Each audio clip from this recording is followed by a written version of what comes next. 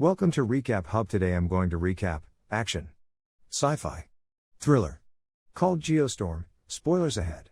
Watch out and enjoy. In the year 2019, global warming had become so bad, catastrophic weather was plaguing the world. The nations of the world came together to create a solution, a weather controlling system nicknamed Dutch Boy. It deploys satellites around the world and succeeds in containing a potentially devastating hurricane over Shanghai and manages to keep climate stabilized all across the globe. Jake Lawson, the main architect for Dutch Boy, is brought to testify before a court.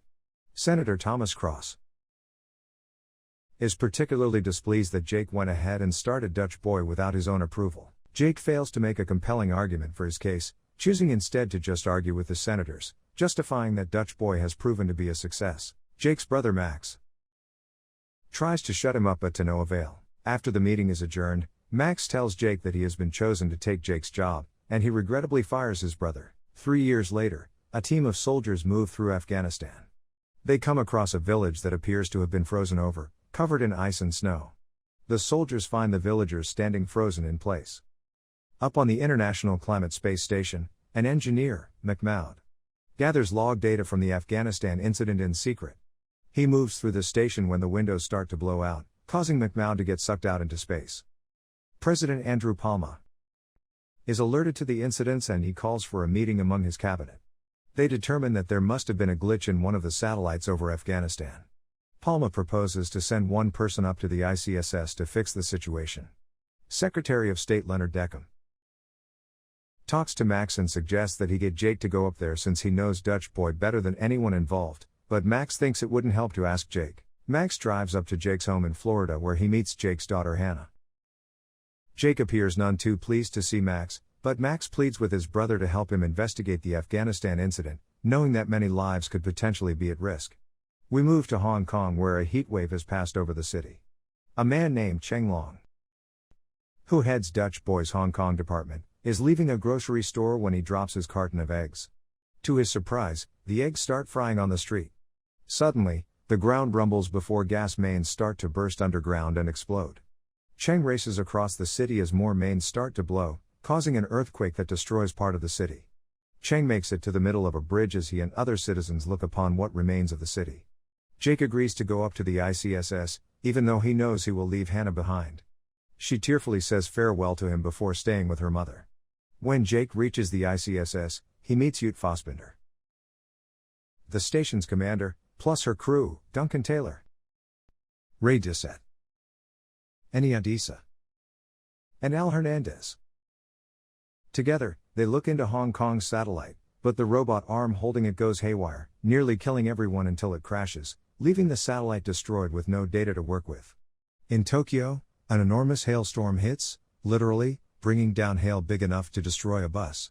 From Hong Kong, Cheng contacts Max after finding out he cannot log in to access their satellite. Cheng warns Max that if this pattern of weather continues, a geostorm will occur, in which disastrous weather will strike all over the globe at once.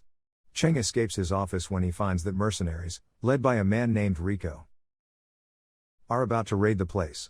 Max then turns to Dana, a cybersecurity hacker. She finds that Max cannot gain access to the satellite as well, meaning that the whole system has been hacked by someone else. Jake sees in a surveillance video of the accident that killed McMahon that a hard drive got stuck by a panel. He goes out to retrieve it, but his spacesuit malfunctions, and he is nearly killed. After making it back inside the station, he shows Ute that he got the drive, but he keeps it a secret from the rest of the crew, fearing that one of them may have deliberately sabotaged him. While attempting to go over the drive, Jake and Ute find themselves unable to access the information. Jake video calls Max and tells him a story about their father taking them fishing. Max takes the video to Dana and says it's an encrypted message from Jake since their dad never did take them fishing.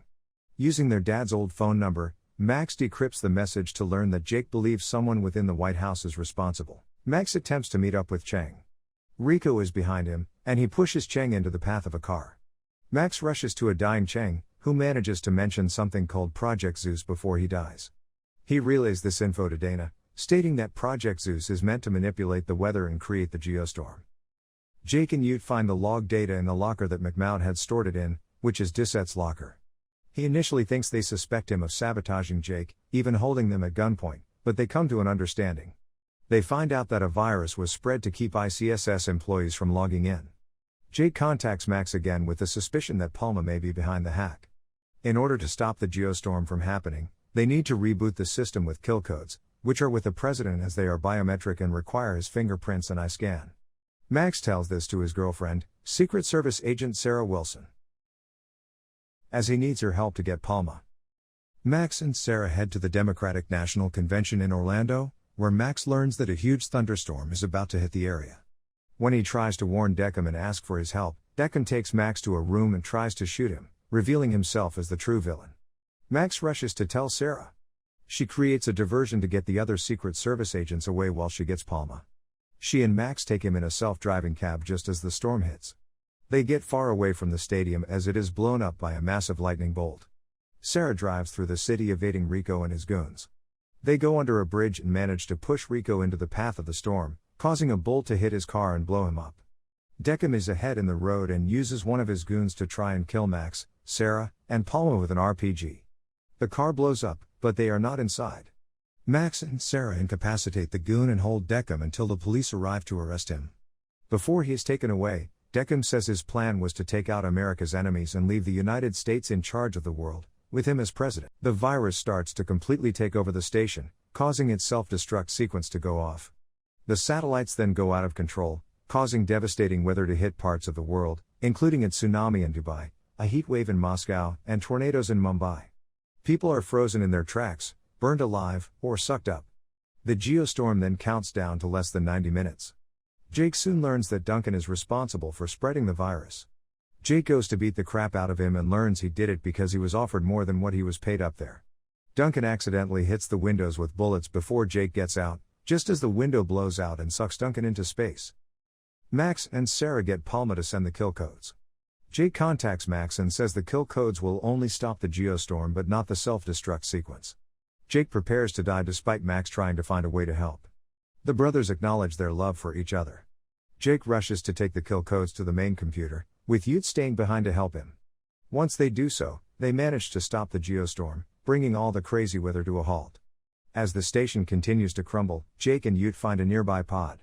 The station is obliterated, leaving everyone thinking Jake is dead. Hannah watches at home with her mother and starts crying.